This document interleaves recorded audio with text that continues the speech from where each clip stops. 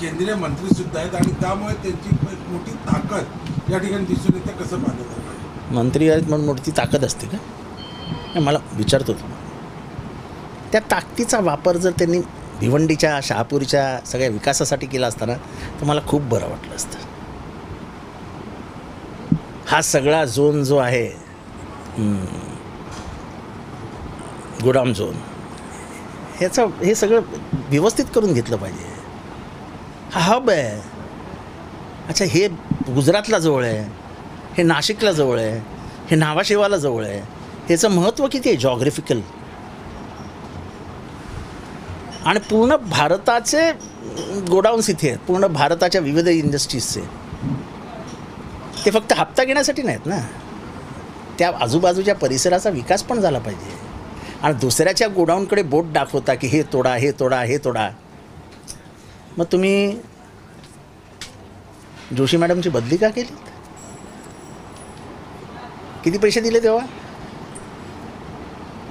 जो शीशे के घरों में रहा करते वो दूसरों के घर पर पत्थर नहीं मारा करते.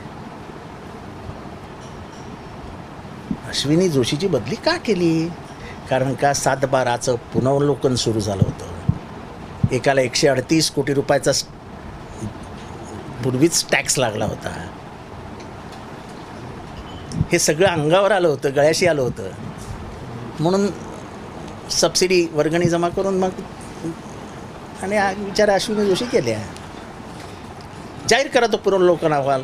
माझं प्रशासनाला आव्हान आहे या गव्हर्नमेंटला की तो जो पुनर्वलोकन अहवाल सादर केला आहे तो जाहीर करावा. आता एकूणच परिस्थिती कशी वाटते? आपण आता यांच्या मतदारसंघातला बाळामामा यांचा जो प्रचाराचा जो आता सुरू आहे, एकूणच शहापूर असेल, मुरबाड असेल, कल्याण असेल, भिवंडी ग्रामीण असेल. कसं आहे की बाळामामा हे पहिल्यापासून लोकांमध्ये असलेले आहेत. काम करणारा माणूस आहे, लोकांसाठी धावणारा माणूस आहे, दानशूर माणूस आहे,